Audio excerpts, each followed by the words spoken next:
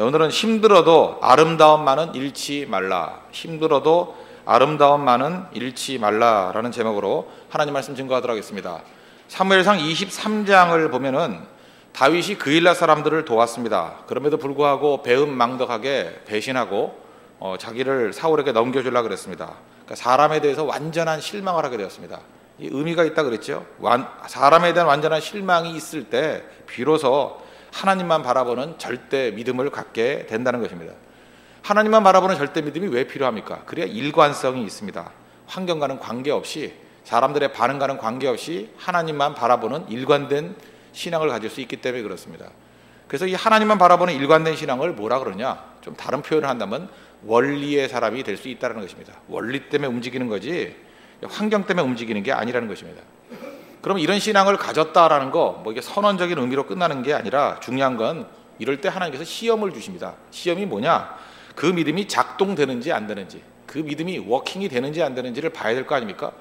그래서 일관적인 믿음, 하나님만 바라보는 절대 믿음이 있는지 없는지, 환경과는 관계없는 그런 원리의 사람이 됐는지 않는지를 보여주는 예증이 24장입니다.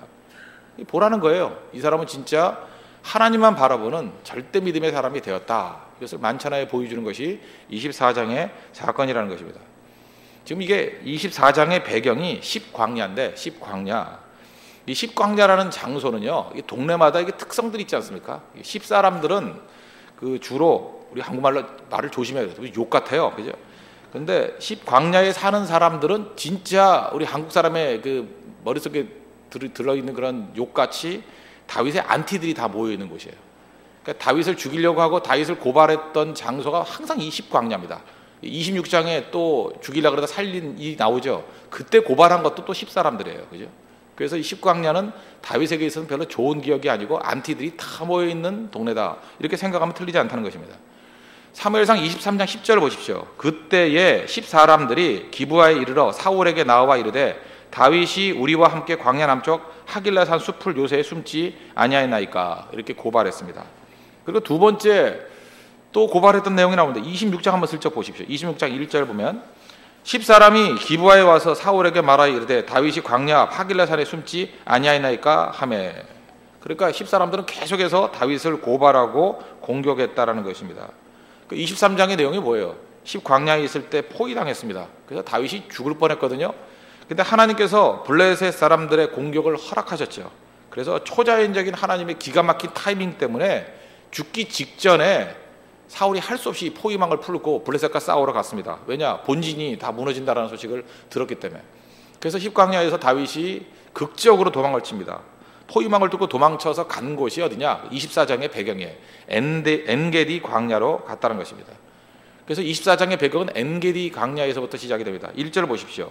사울이 블레셋 사람을 쫓다가 돌아오매, 이제 아시겠죠? 이 십광야에서 포위됐다가 풀려났죠. 그리고 블레셋과 전쟁을 해서 또 그게 끝났는가 봐요.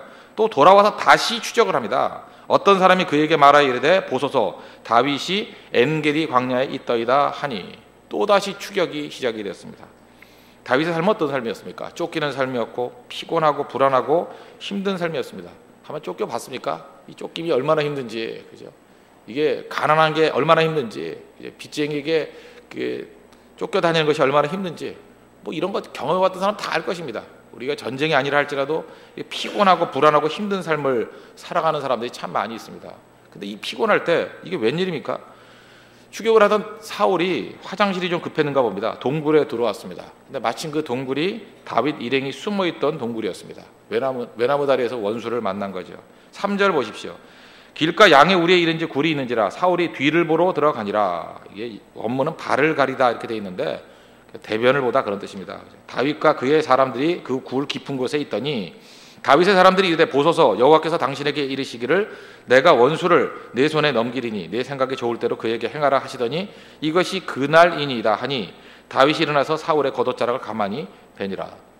절박함 속에, 위기 속에서 상대방을 죽일 수 있는 기회가 왔다는 것입니다. 근데 이게 참 중요하다는 거예요. 이게 시험입니다. 우리가 절대 믿음을 가지고 있는지 아닌지를 알 수 있는 게 뭐냐? 절박함 속에서, 위기 속에서는 되게 원리를 깨버리거든요. 급한데 뭘 이런 말씀을 따라가느냐? 내 마음대로 하겠다 그런 것이 있는데 다윗은 이 절체절명의 위기 속에서 하나님 말씀을 붙들고 절대 믿음의 모습으로 나아가더라는 것입니다. 그때 다윗의 마음 가운데 있던 두 가지 원칙이 있었던 것 같아요. 첫째는 원수 갚는 것이 내게 있다. 원수는 내가 갚는 게 아니죠. 하나님께 속한 것이다. 또 하나는 하나님의 기름 부은 자를 내 손으로 죽일 수 없다. 이 말씀이 두 개가 딱 떠오르는 거예요. 원수 갚는 것은 절대로 인간이 하는 게 아니다. 하나님이 하시는 것이고 여호와께서 기름 부으신 종을 내가 손대서 죽일 수는 없다. 그게 떠올랐습니다. 그러니까 절대 믿음이죠. 환경과 관계없잖아요. 뭐 기회니 아니니 이거와 관계없잖아요. 이게 진짜 믿음이라는 것입니다. 우리 삶을 살아가면서 그렇습니다. 내게 분명히 기회같이 와요. 축복같이 와요. 그러나 그것이 하나님 앞에서 말씀과 위배되는 것이라 그러면 그건 기회가 아니라는 것입니다. 오히려 어떤 기회예요?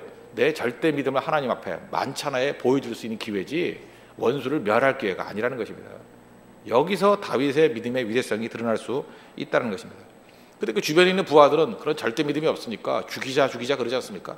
그때 다윗이 부하들을 설득합니다. 6절을 보니까 자기 사람들에게 이르되 내가 손을 들어 여호와의 기름 부음을 받은 내 주를 치는 것은 여호와께서 금하시는 것이니 그는 여호와의 기름 부음을 받은 자가 됨이니라 하고 27절 다윗이 이 말로 자기 사람들을 금하여 이 금하여라고 되어 있는 것이 뭐 금하다는 뜻보다는 그 영어 성경 보니까 NIV 같은 데 persuade라고 되어 있습니다. persuade 설득했다 그래요.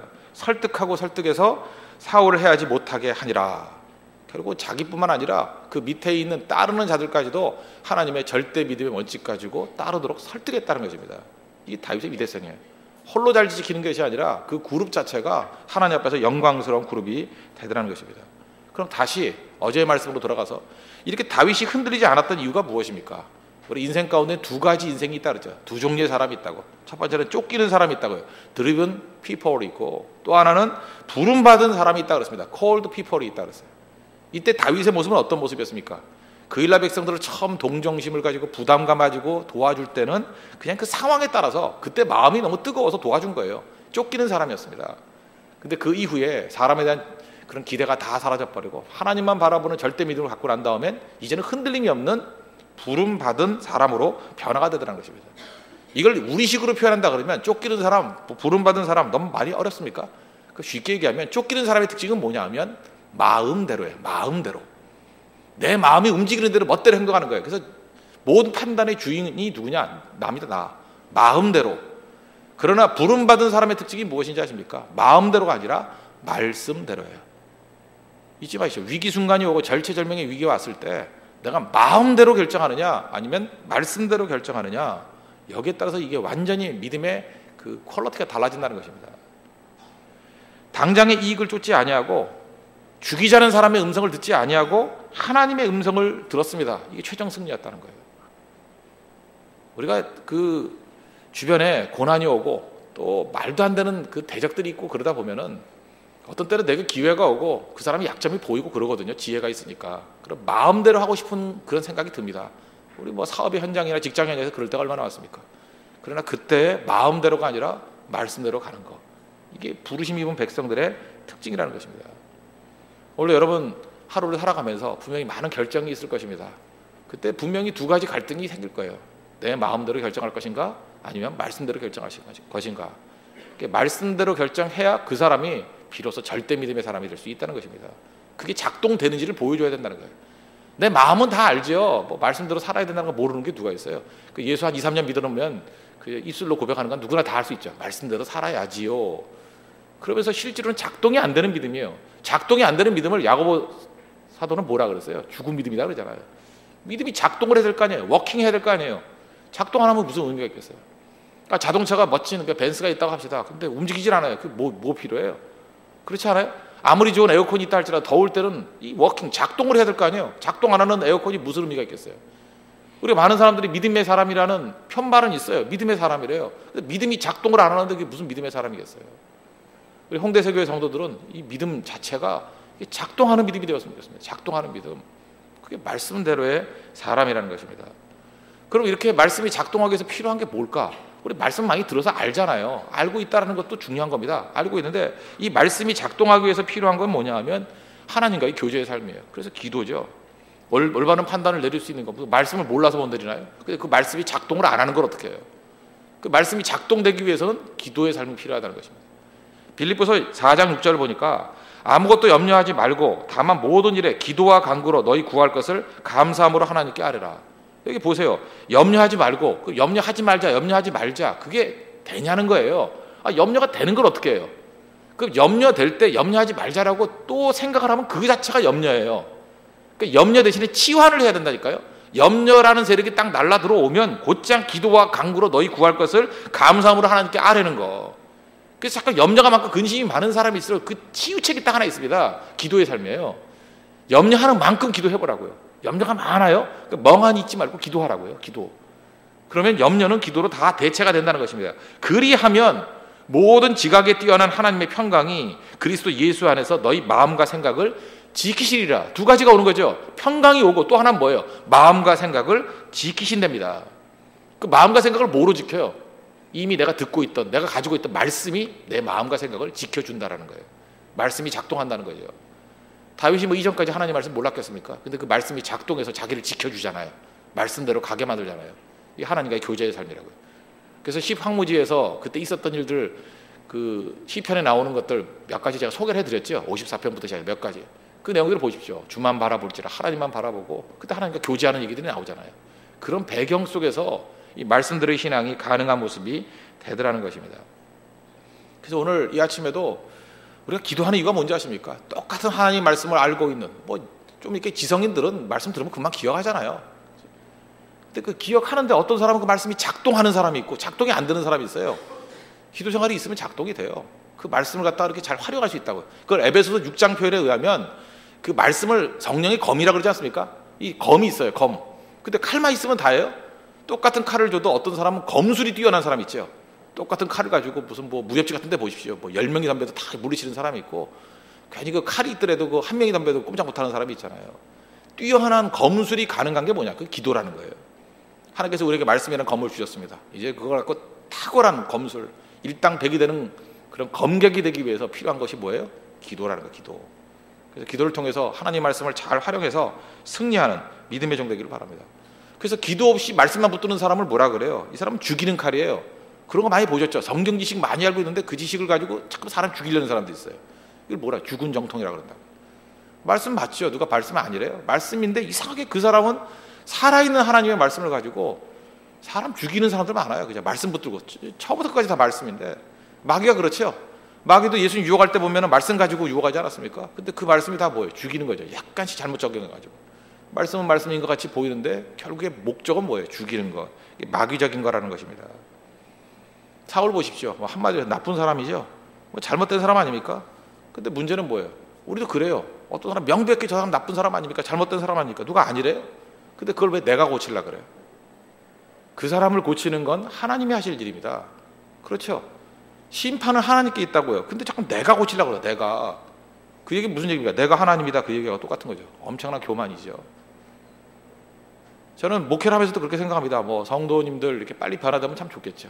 근데 목사가 뭐 내가 능력이 있어 저 사람을 변화시키겠다, 뭐 그렇게 자기 힘 가지고 나간다 그러면 일단은 피곤해질 것이고, 둘째는 피곤할 뿐만 아니라 그 자체가 교만함이죠. 어떻게 사람이 사람을 변화시키겠어요?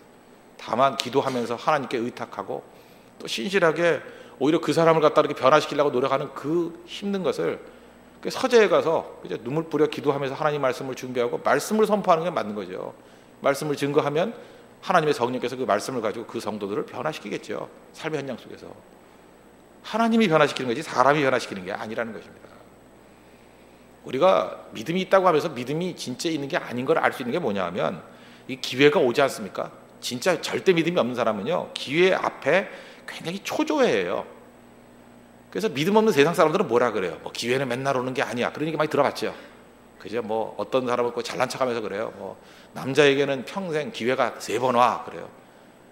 그죠? 뭐 20대 때 한 번 오고, 뭐 40대 때 한 번 오고, 뭐 죽기 전에 한 번 온다나 뭐 이러고.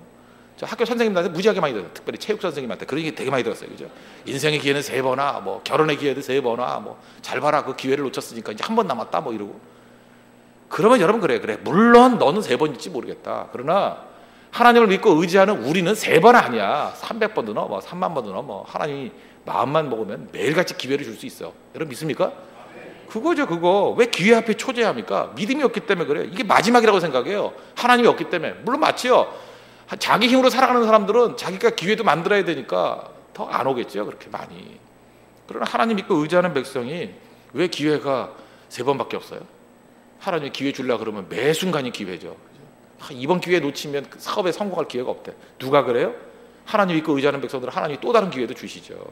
그래서 시편 37편 5절 보니까 내 길을 여호와께 맡기라. 절대 믿음이죠. 하나님께 다 맡기면 그를 의지하면 그가 이루신다고.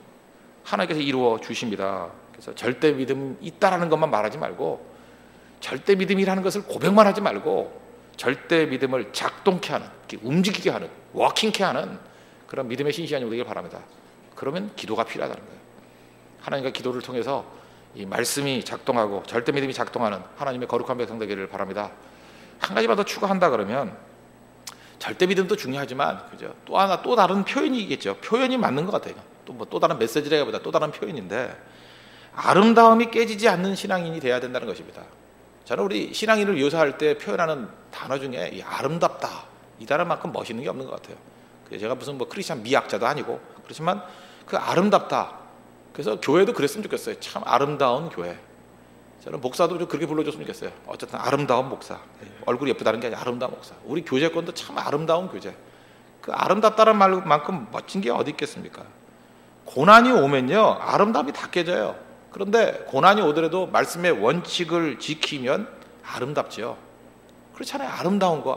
그게 아름다운 겁니다. 축구를 해도요, 페어플레이를 해야지 아름다운 거죠. 그죠? 법 다 지키고, 그죠? 규칙 다 지키고, 어떤 때는 불리한 것이 있더라도 감수하면서 정말 아름답게 승리를 이룰 때 그게 멋진 거죠. 태권도 하듯이 때리고 옆구리 치고, 그죠? 뭐든 할 수 있는 악법은 다 동원해 가면서 그냥 억지로 이겼다 그러면 승리를 했더라도 그건 뭐예요? 추한 승리죠. 우리 정도는 아름다움을 보여줄 줄 알아야 된다는 것입니다. 우리 세상을 살아가다 보면 얼마나 악한 마귀의 세력들이 많습니까? 근데 잊지 마십시오. 이리와 싸우다가 이리같이 되는 경우가 되게 많아요. 진짜 그래요. 이리들과 싸우면 이리같이 되고요. 늑대와 싸우다가 나중에 그 사람이 늑대같이 돼버려요. 그래서 그 분쟁이 있는 교회들 가보면은 처음에는 선한 의지 갖고 나오다가 마지막 가가지고는 결국은 누가 더 악한지 잘 모르겠어요. 다 이리밖에 없어요. 이리밖에. 다 늑대밖에 없어야 된다고. 그래서 힘든 게 뭐죠? 이리와 싸우되 양의 모습을 잃으면 안 된다고요. 늑대와 싸우되 양의 모습을 잃으면 안 된다는 거예요. 다시 말해서 아무리 악한 자와 싸운다 할지라도 성도의 간증과 아름다움을 놓쳐서는 안 된다는 것입니다. 세상은 하나님이 안 계시기 때문에 고난이 많이 있으면요, 그 사람이 독해져요. 그래서 그런 거 있잖아요. 저 사람 너무 고생을 많이 해서 저 독해졌다고. 근데 그 안에 말씀이 있으면 독해지는 게 아니라 아름다움을 유지할 수 있다는 것입니다. 특별히 저는 남자니까 여자분들에게 많이 보이지 않습니까? 여자분들도 마찬가지예요. 나이 들면서 이렇게 독해지는 사람이 있고, 점점 그 남성 호르몬이 많이 나와서 우리 생체 상극이 그러더라고요. 여자분들 나이가 많이 들면 그 테스토스테론이 많이 나온대요. 남성 호르몬인데 그 테스토스테론이 나오면 안 되고 에스트로겐이 좀 작동을 해야 될 거 아니에요. 근데 말씀에 이게 능력이 있고, 어저께도 제가 어떤 집사님 만났는데 50대신 것 같아요. 그분. 근데 소녀 같은 모습이 있어요. 소녀 같은 모습. 이렇게 늘 지그시 감고 이렇게 상상하는 걸 보면 저게 여고생이지 어떻게 50대일까 이런 생각이 들 정도로. 물론 외모는 절대 50대가 맞습니다. 근데 맞는데 하여튼 그 분위기 자체가, 근데 그렇게 아름다울 수 있는 이유가 뭘까? 그 속에 믿음이 있어요. 그러니까 삶에 어려움이 있는데 어려움 때문에 깨지질 않더라니까요. 좀 멋진 모습이 있어야죠. 자, 거칠어지지 마십시오. 말씀대로의 신앙에는 거칠어지지 않아요. 다윗 봐요. 다윗을 이렇게 쫓겨다니면서 하는 행동들이 다 예술 아니에요. 예술? 아름다움 아니에요? 어떻게 원수를 이렇게 살려낼 수 있고, 또 뒤에 나오는 얘기 나오잖아요. 당신은 나를 죽이려고 그러지만 난 당신 살린다고. 하나님 믿는다고. 그냥 한 가지가 다 어떤 시국으로 본다 그러면 대사의 멋진 명대사들이에요. 명대사들. 말씀대로의 신앙은 아름답습니다. 깨지지 않는다는 거예요.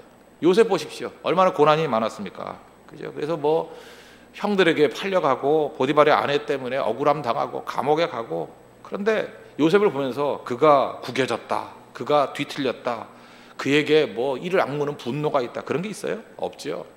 끝까지 용서가 가능한 아름다운 인격, 아름답지 않습니까? 그게 중요한 거죠. 다윗도 이 십황무지 엔게디 광야 이런 데 쫓겨다니기 10년입니다. 10년 넘게 도망다녔어요. 10년이 짧은 일입니까? 광야 생활 10년이 짧은 일이에요. 텐트 치고 여러분 10년 살라고 하면 살겠어요? 근데 도망다니면서 10년을 살았어요. 그런데도 망가지지 않고, 시편을 보십시오. 찬송이 울려 나오잖아요. 아름답지 않습니까? 왜요? 말씀대로 인생은 이렇게 아름답다라는 것입니다.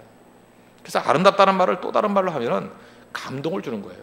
그 뒤에 보면은 원수가 감동해서 이런 얘기를 하죠. 17절을 보니까 사울이 이런 얘기를 합니다. 나는 너를 학대하되 너는 나를 선대하니 너는 나보다 의롭도다. 그 다음에 19절 같은 데 보니까 사람이 그의 원수를 만나면 그를 평안히 가게 하겠느냐. 내가 오늘 내게 행한 일로 말미암아 여호와께서 내게 선으로 갚으시기를 원하노라. 원수인 사울조차도 다윗에게 이렇게 감동하잖아요. 원수까지 감동시키는 인생, 아름다움이죠. 우리 성도의 삶이 오늘도 그런 삶이 되었으면 좋겠습니다. 아름다운 삶이 되고 고난 때문에 깨지지 않는 아름다운 삶. 기도하면서 말씀 듣을 때 아름다워진다는 거예요. 우리 보통 그런 얘기 하잖아요. 직장생활 10년 넘게 하면은 그 야가 빠지고 이렇게 달아먹게 돼 있다고. 세상 사람들은 그렇겠죠. 근데 직장생활 10년 아니라 20년을 했는데도 불구하고 그 속에 아름다움이 있고 그 사람과 대화를 하면 감동을 느껴요. 사업할 때 사업은 돈 문제 갖고 이렇게 치열하게 싸우는 거 아닙니까? 어떤 때는 진짜 뭐 100원, 200원 때문에 막 그 얼굴 붉히고 그러는 세계 아니에요? 정글의 세계 아니에요? 그런데도 불구하고 그 사람 만나보면 그 안에 아름다움이 있어요. 그리고 그 사람과 대화를 하다 보면 묘한 감동이 있어요. 감동. 여러분 이렇게 생각하면 돼요. 하나님 내 아름다움을 추구하는 인생 되기를 원합니다. 아름답기를 원합니다. 깨지지 않기를 원합니다. 오늘도 내 삶의 이런 정글 같은 상황 속에서도 감동을 일으키는 인생이 되게 해 주십시오. 감동과 감탄의 차이점은 아시죠? 감탄은 놀라는 거예요. 와, 뭐 돈 많이 벌었네, 뭐 100억 벌었네, 200억 벌었네. 그 나이에 벤츠 타고 다니네, 뭐 이런 거 감탄이에요. 감동은 다른 거 아시죠? 그 사람의 내면 깊숙이에서부터 터져나오는 고백이 감동이에요. 성도는 감동이 있습니다. 말씀대로의 삶만이 감동이 있는 인생이라는 거예요. 오늘도 하나님께 주시는 그 말씀 붙들고 승리하는 믿음의 종 되기를 바랍니다. 말씀의 결론 맺겠습니다. 절대 믿음 중요합니다. 그러나 더 중요한 건 뭐예요? 기도의 삶을 통해서 절대 믿음이 작동케 하는 이 워킹이 되는 그런 거룩한 종 되기를 바랍니다. 그리고 그 삶은 동시에 아름다움을 추구하는 삶이고 고난이 우리 아름다움을 깨지 못하게 하십시오. 그리고 감동을 주는 삶이라는 거예요. 우리 삶 속에도 이런 아름다움과 감동이 있는 거룩한 백성 되기를 축원합니다. 기도하겠습니다. 이 시간에 다 같이 이 말씀 놓고 간구하도록 하겠습니다. 절대 믿음이 작동케 해주시고 아름다움과 감동 있는 인생 되게 해달라고 다 같이 간구하도록 하겠습니다.